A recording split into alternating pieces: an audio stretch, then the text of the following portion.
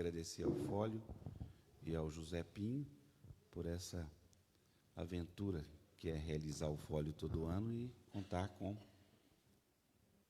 eu estou vendo você virando para trás, estou dando tempo para você se recuperar.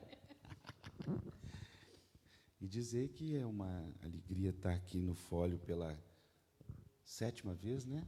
Desde 1962 que eu faço isso, 9ª vez. A Raquel é que manda ali, então ela já falou que é 5ª, mas eu acho que esse momento assim, foi o momento mais emocionante da minha vida. Muito obrigado, viu, Zé Pinho? Eu não quero que você fale, não, dá licença. Eu não vou falar, não? Não, agora não. Senhora, por favor, podia apresentar a Bárbara. Aquela apresentação que ela fica bastante emocionada e comovida. Bom, é um prazer apresentar a Bárbara Paz, que, além dessa mulher magnífica, lutadora, incrível, é uma artista que soube fazer desse amor esse livro que eu tive orgulho de editar pela Nós. E ela vai contar para a gente sobre esse livro, sobre esse amor, sobre a criação, tanto do livro quanto do documentário, que ela vai falar, que é esse documentário que ganhou um prêmio importantíssimo agora no Festival de Veneza, que eu, conversando hoje, soube que é o nosso primeiro leão. Eu digo nós, porque eu já peguei uma parte do prêmio, porque é de todos os brasileiros, né? A primeira vez que um documentário ganha esse prêmio em Veneza. Ela vai contar isso, mas ela vai contar, sobretudo, desse amor, esse amor que está no livro e esse amor que está nesse documentário maravilhoso. Então, ela agora, além da atriz maravilhosa que todo mundo já conhecia, ela virou também essa escritora incrível e essa diretora incrível. Só isso, gente. Tá bom, né?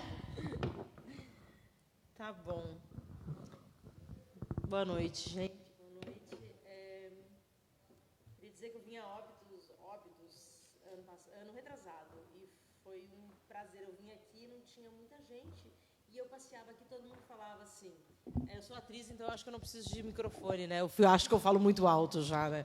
Bom, e eu achei que... Todo mundo falava, nossa, você tem que voltar para a feira de literatura. Você tem que voltar. E eu aqui, hoje, jamais imaginei que eu ia estar voltando tão rapidamente. Cá estou, com o Babenco na bagagem. Bom, esse livro, Solilóquio A2 Sem Um, que veio esse título da Simone, porque o livro ainda estava confusa com o título, e a Simone disse, eu pensei...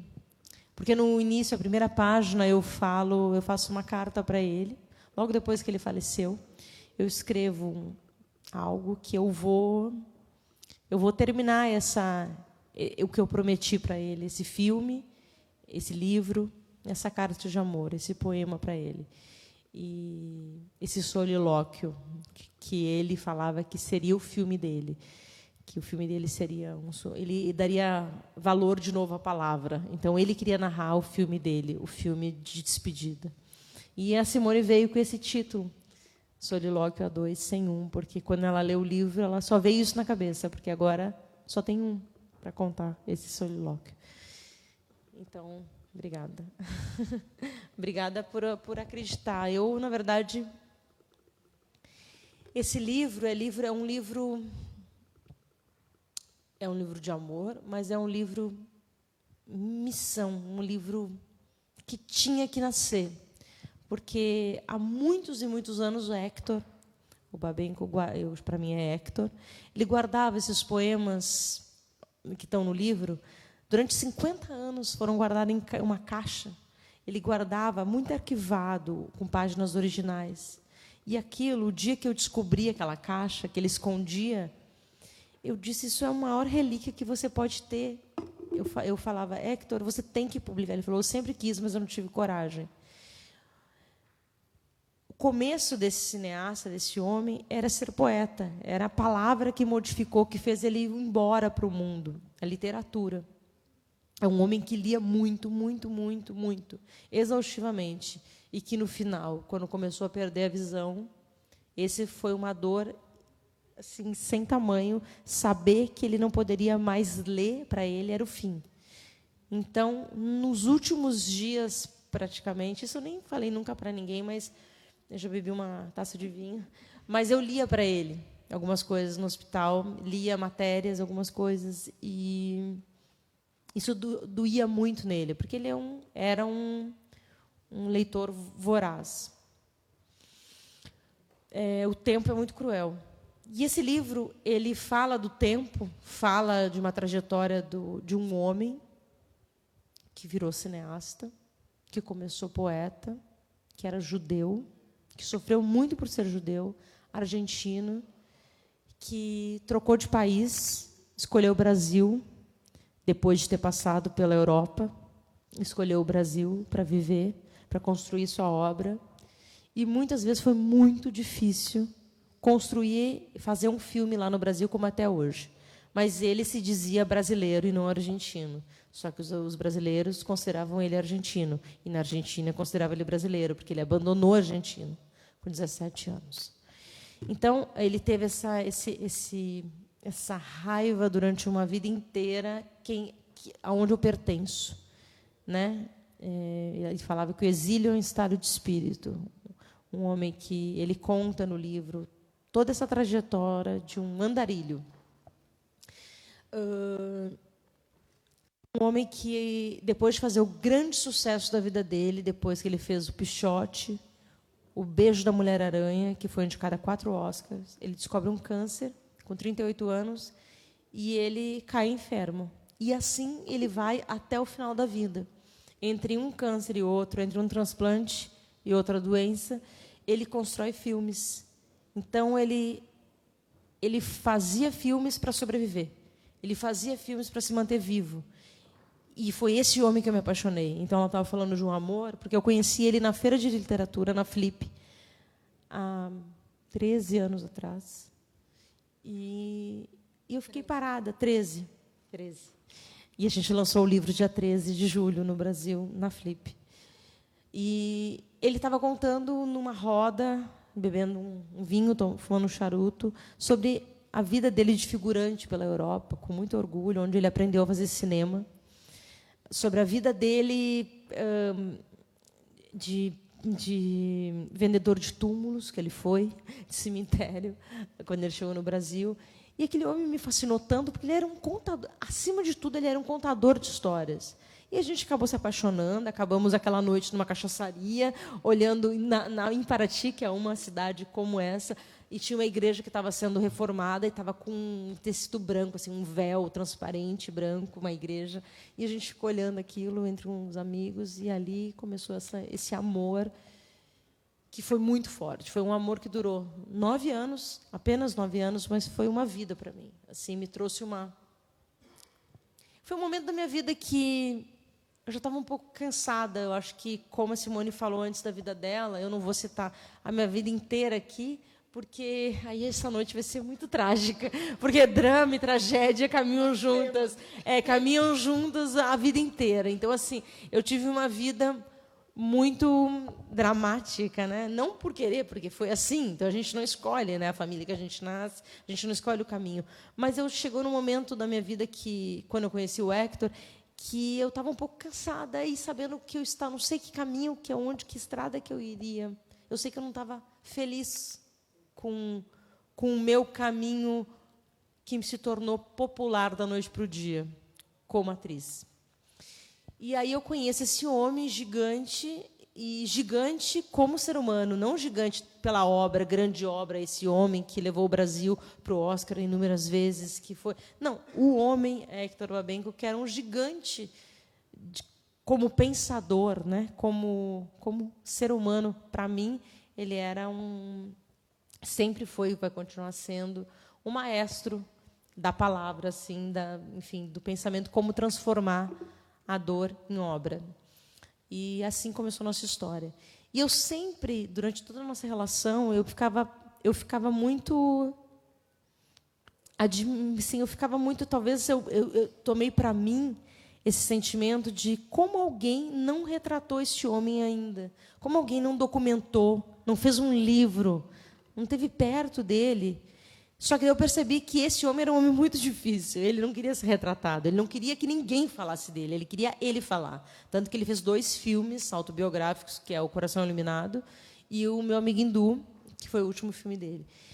Então, eu senti que era difícil acessar e deixar ele liberar essa câmera para ele ser documentado, para outra pessoa falar dele.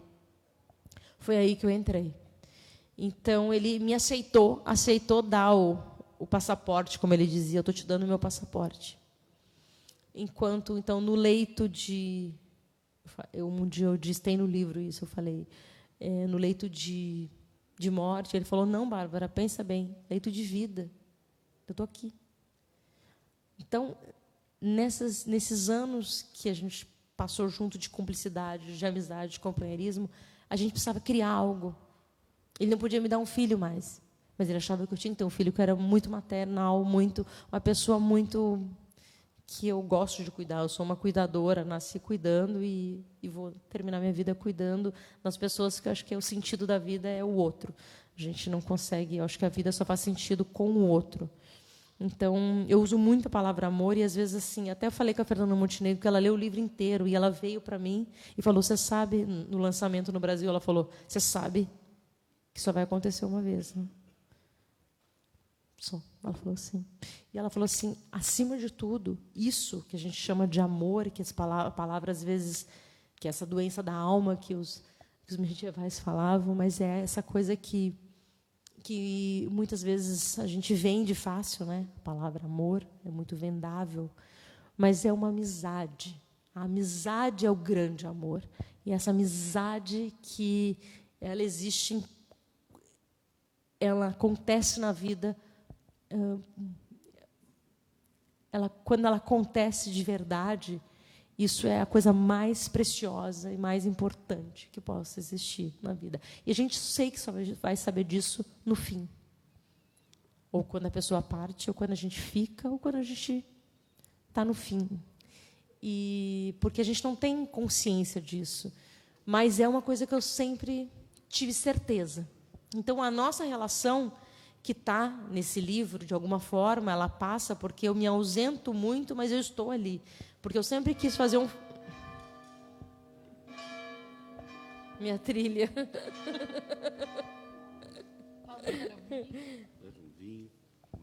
Ué, foi só 3? A atriz fala demais, vocês têm que mandar ficar quieta. Meio-dia foi fogo, não consegui conversar. 12 badaladas. Faz a pergunta, porque senão eu não vou parar de falar. Ué, mas você estava falando tão bem, mas eu invento pergunta, não tem problema não. Eu quero saber, por exemplo, como é que foi escrever, porque você...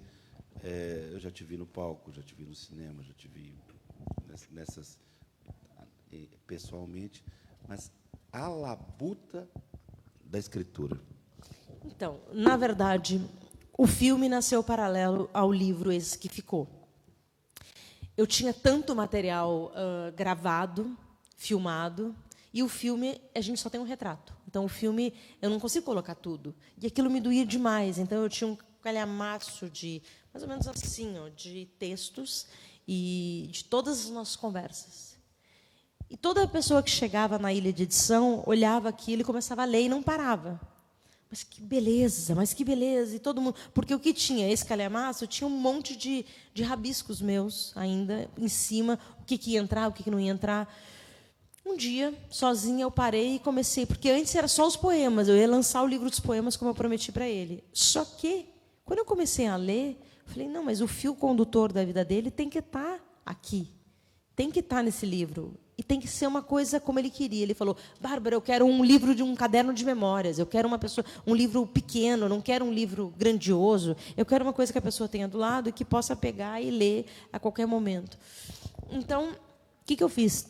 Eu organizei o material, o que me tocava no fundo, o que era aquele homem para mim, e aí eu fui lapidando isso e fui reescrevendo alguns momentos, mas a maioria do livro são palavras dele. Eu deixei inteiro, textos dele, palavras dele, eu mudei, eu fiz a lapidação. A Simone, quando chegou, ela falou, isso que é bonito. Eu falei, você acha que a gente tem que transformar em algo? Ela falou, não, é isso. Eu estou ali como ouvinte e ele está falando. Então, eu acho que a beleza do livro é isso também, porque não é uma biografia, mas não deixa de ser. Porque você conhece esse homem nas entranhas, e você passa pela vida, pela obra, pelos filmes, mas e pelo fim. O que um homem como ele está nesse fim. E eu estava gravando tudo. Então, a última página, por exemplo, é o jantar nosso no hospital. Ele queria fazer um jantar com os amigos, falou, antes de morrer, eu vou chamar os amigos, e vamos fazer uma comida, vamos beber umas cachaças, vamos brindar. Não deu tempo. Eu fiz isso, está no filme. Mas isso é spoiler já do filme. E aí, só que o último jantar, de fato, foi eu e ele no hospital, conversando, e é muito forte, porque uma das últimas palavras que ele fala, e a gente não tem noção na hora, é óbvio, porque a gente nunca acha que o fim está próximo. Mesmo a pessoa doente, com os dias praticamente contados, ele não tinha noção. Então, quando eu leio essa conversa que eu transcrevi e que eu li, que ele fala, e que acabou sendo a última página, ele fala, eu falo para ele, eu pergunto para ele sobre, a gente está fazendo uma brincadeira, como a gente sempre fazia, sobre a morte, e que está aqui, mas eu falava, qual o filme que você levaria para uma ilha deserta? Ele não responde. Ele fala, boa pergunta. O passado é uma tormenta, porque a gente sempre tem uma tendência a achar que o bom são as coisas que mexeram lá atrás, como se o tempo para a gente não existisse. Você ganha memória e envelhece como ser humano. É o ciclo da vida. É o ciclo da vida. O ciclo o ciclo não é o passado. Não, você não está entendendo. É que eu não falei do passado, eu falei do passado que carrega a nossa memória. É do momento que a nossa memória está carregada. Porque a gente deixa um pouco, digamos, a gente fica como velhos sábios das aldeias ou da cultura. O pior é que o pior é não ter memória, eu falo. Hoje, né? O pior é perder a memória. É tentar sustentar a memória. Mas não fazer dela o seu presente. Sustentar a memória que faz a gente. A memória, a gente é construído de memória. A gente é construído de memória. Um homem sem memória. Mas eu digo que o preço é tão alto porque a gente vai conquistando lembranças tão fortes de coisas que construíram a gente, e é como se agora estivéssemos perdendo tempo. É como se paredes de tijolos que estavam sendo construídas não tivesse mais espaço para cima. Acabou. Como se nada mais estivesse acontecendo que justificasse estar vivo. E onde buscar proteção? Deus? Deus está cagando. Quem é Deus? É tudo Fellini. Essa é a última página. As últimas palavras dele.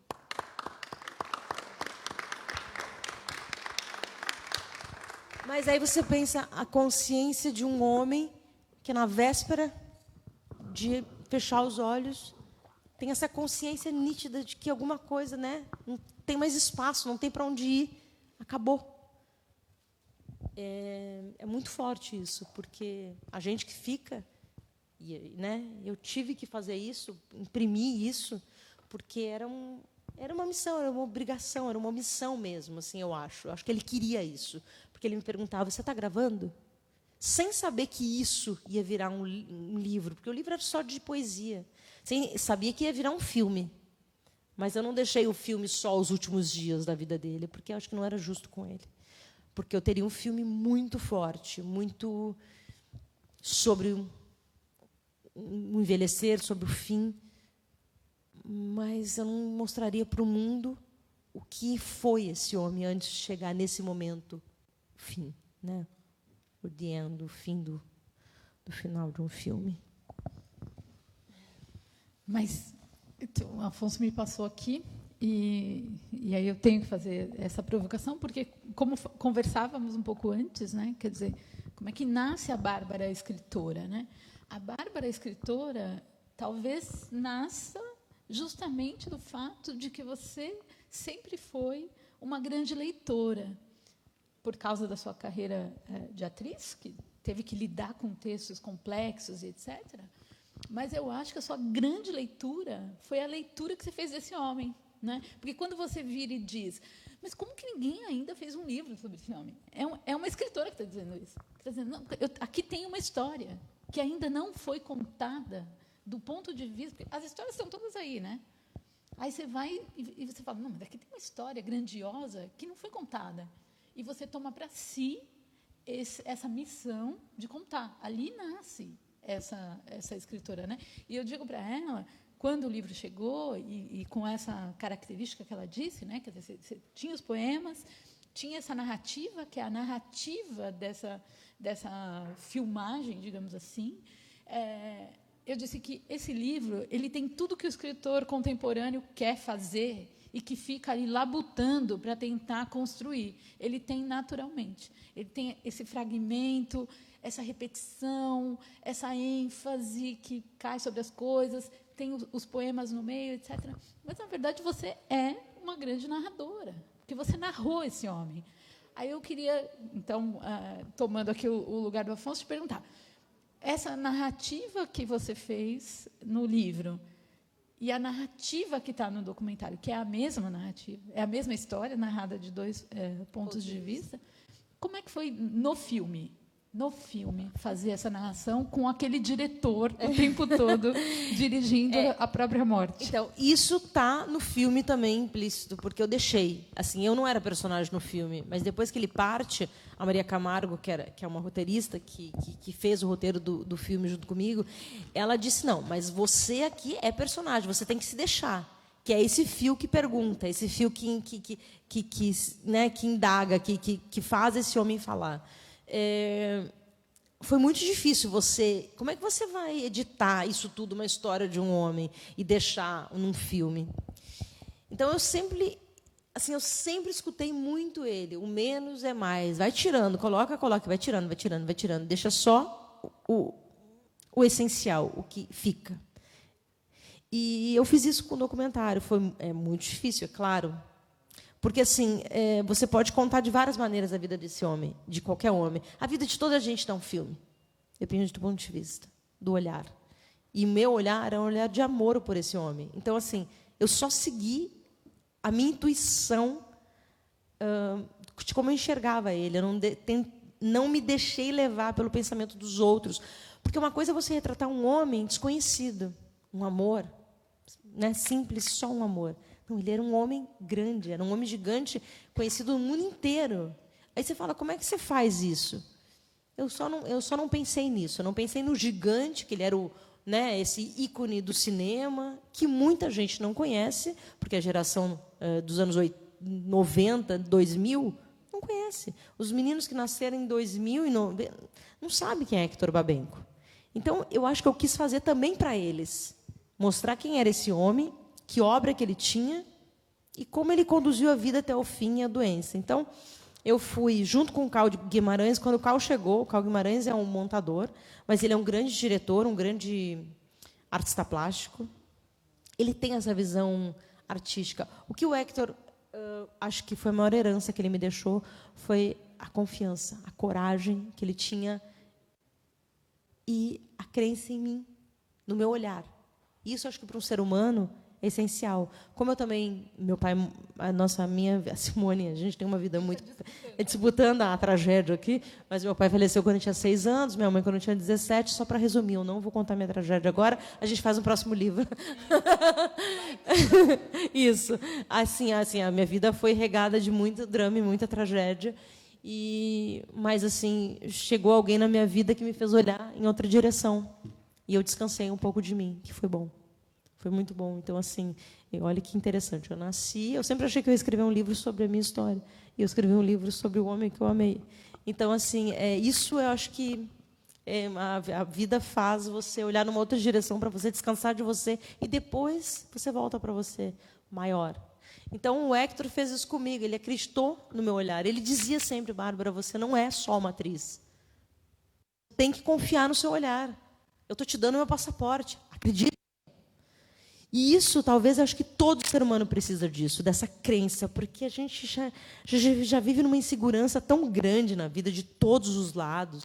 O viver no Brasil não é fácil, fazer cultura no Brasil não é fácil. Hoje em dia, então, a gente está vivendo um tsunami, assim, estão querendo queimar os nossos livros, querendo queimar tudo, colocar na fogueira e não fazer a gente não pensar. Então, querem acabar com o nosso pensamento, com a nossa Enfim, eu acho que vocês sabem o que está acontecendo no país e isso está sendo muito angustiante para qualquer artista brasileiro, ator, atriz, diretor, qualquer um que pense, está sendo angustiante. Bárbara, em que momento você foi narradora, mas, ao mesmo tempo, extremamente participante? Estou falando baixo, né? Em que momento você se sentiu necessidade de se distanciar? Porque é muito próximo o que você teve. E uma coisa é um escritor buscar uma boa história e escrever. É a vida do escritor, aliás, é a vida da literatura mundial. Pegar uma boa história e escrever. Você tinha uma boa história, escreveu, fez filme. Mas eu queria saber como é que foi se distanciar para aquilo virar obra. Esse eu acho que é o grande mistério que eu não consigo distanciar. Eu não posso dizer que eu me distancio. Eu tive o Hector presente, para mim ele não partiu, para mim ele está. Eu sei que ele partiu, eu sou uma pessoa consciente, sou uma pessoa que tenho muita fé em muitas coisas, muitas religiões, não só uma, mas assim, eu sei que ele partiu, mas ele para mim está vivo. E é assim que eu quero permanecer. Com ele vivo em todos, não só em mim. Porque esse homem não queria ir embora, ele amava muito a vida. Então, eu tentei fazer isso no filme, que ele não morresse nunca.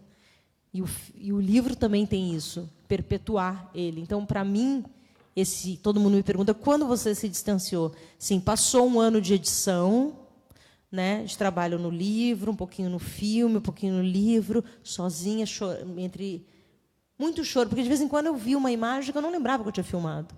Eu escutava uma voz e, de repente, eu deixava ligado e ele estava falando em casa, porque a minha ilha de edição era em casa.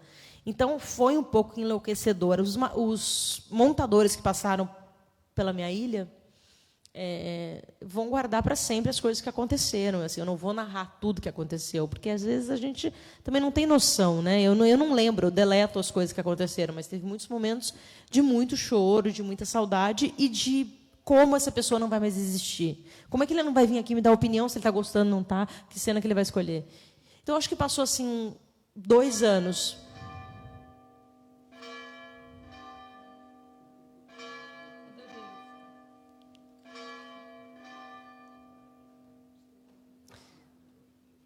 Dois anos.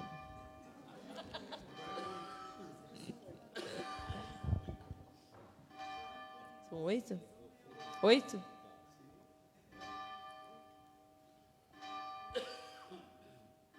Contou? 8. Foi 2 anos, tá vendo?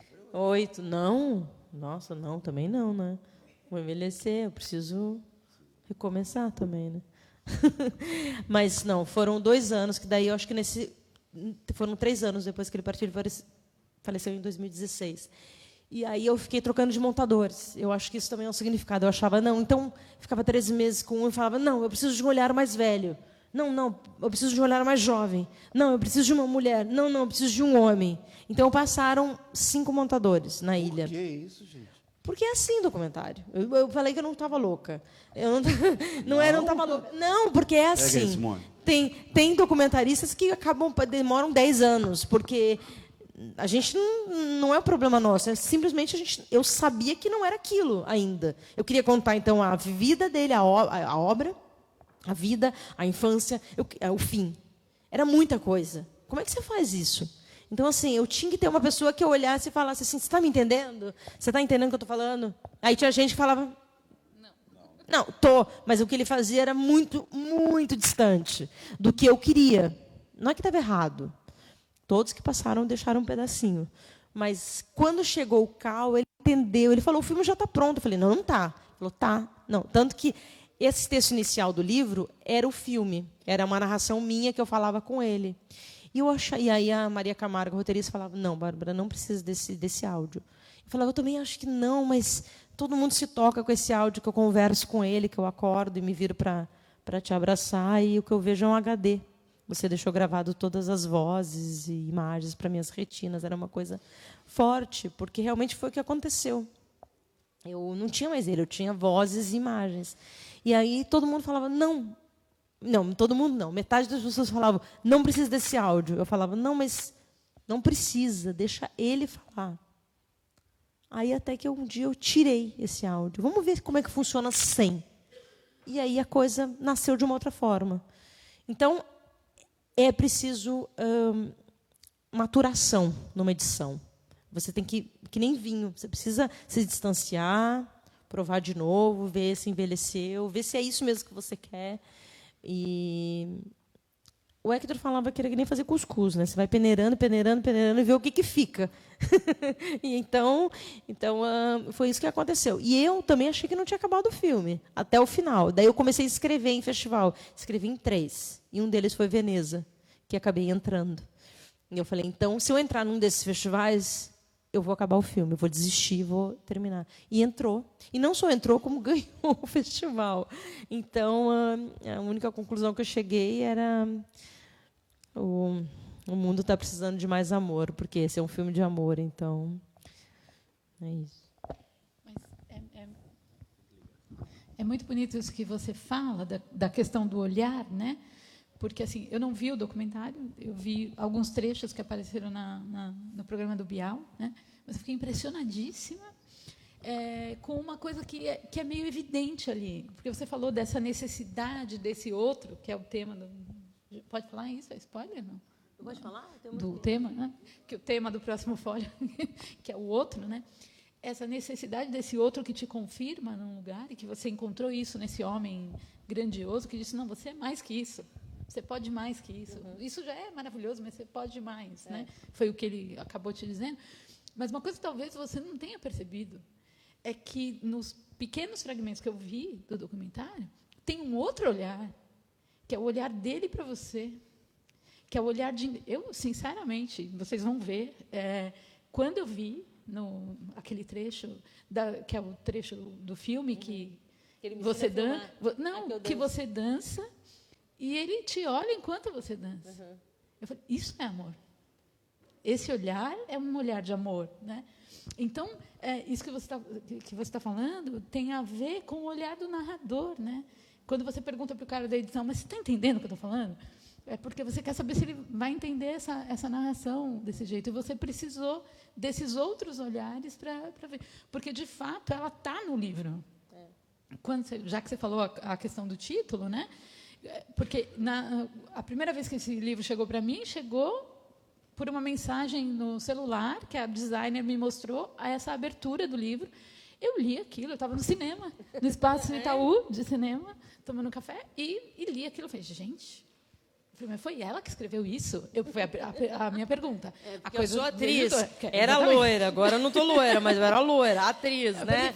Tem, né? Tipo assim, toda formosa, né? Digamos assim, escreve, dirige, não. No Brasil, não, ela só pode dançar, você não acha? Não, porque, de fato, é muito impressionante, vocês vão ver, é muito tocante. Eu não vi o resto do livro, eu falei, eu quero fazer. Né? Então, essa questão dessa narrativa, quer dizer, você estava ali. Aí, nessa abertura, como ela disse, ele fala do solilóquio. Né? Ele menciona essa ideia do solilóquio. Aí, quando eu fui ler o livro, eu falei, gente, mas ela está aqui o tempo todo.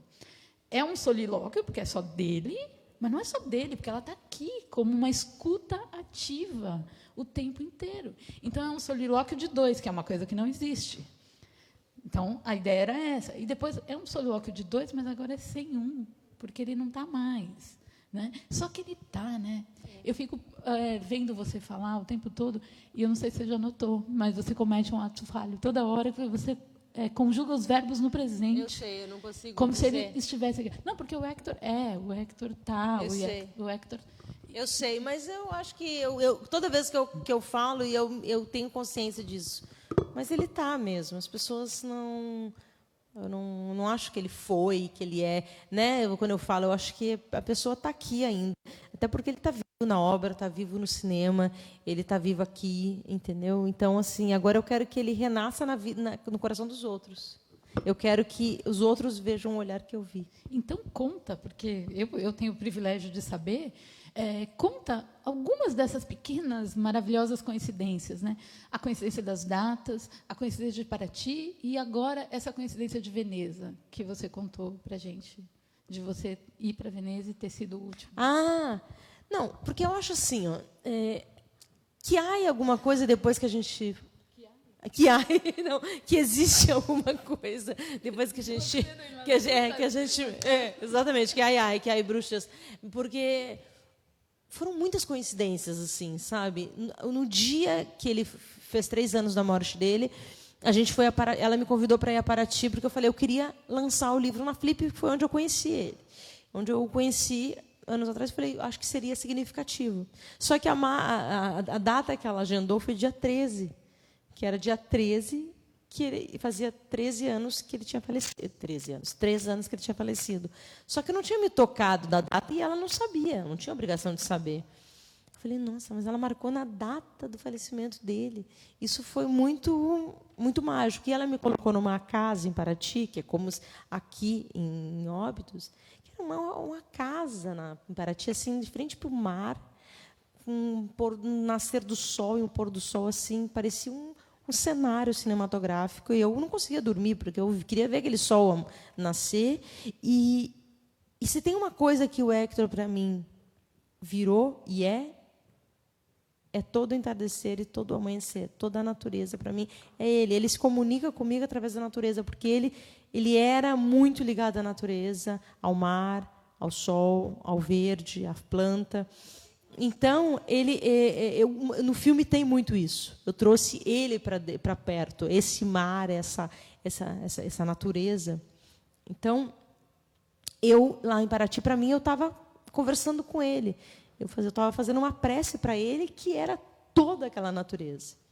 Corta, a gente lança o livro no mesmo dia. No mesmo dia que eu vou lançar o livro, eu recebo a notícia que eu passei no Festival de Veneza, eu recebo o convite que eu vou para o Festival de Veneza, que foi a última cidade que eu viajei com ele. A última viagem que a gente teve juntos foi em Veneza, porque era uma das cidades que ele mais amava no mundo. Ele quis sem saber, ele quis se despedir, porque ele virou uma hora para a água e olhou, a gente tinha bebido um vinho, e ele falou, não é possível que eu nunca mais vou ver isso. E aquilo ficou muito forte. Eu tenho gravado isso, porque eu estava filmando ele. Eu falei, Hector, para. E aí aquilo estava gravado, e aquilo ficou. E realmente eu voltei para lá. Corta, 3 anos depois, eu tô lá com ele, debaixo do braço, né? Com ele na fita. E os dias de Veneza, assim, muita gente não acredita que existe algo. Eu também não sei o que existe, mas eu sei que quando a gente parte, a gente vira alguma coisa. Alguma coisa existe. Eu acho que a gente é energia. Então, essa energia vai para algum lugar. Não é possível. Parece que ele estava regendo tudo. E aí, não bastando eu estando lá todos os dias, todos os finais de tarde, eu sentava na beira de Veneza e fica vendo o sol se esconder, aquilo ficar vermelho. Aquela cidade que foi onde a gente se despediu. E a gente ganha o festival. No meio de vários leões, porque era um filme sobre Tarkovsky, sobre Fellini. E a gente leva o leão, nosso filho. E aí aquilo foi muito mágico. Você fala que existe algo mais, existe. Eu não sei onde que está, o que é, porque ninguém, como disse Vinícius, ninguém voltou para me dizer, com certidão passado, com firma reconhecida. Deus.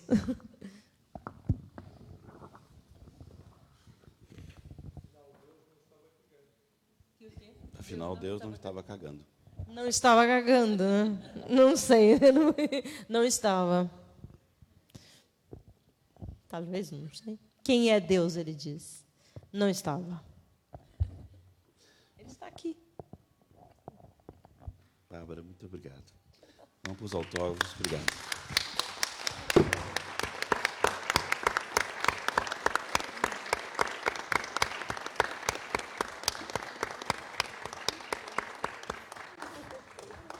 Obrigada, Simone. Obrigada, Afonso. Foi. Obrigada, gente.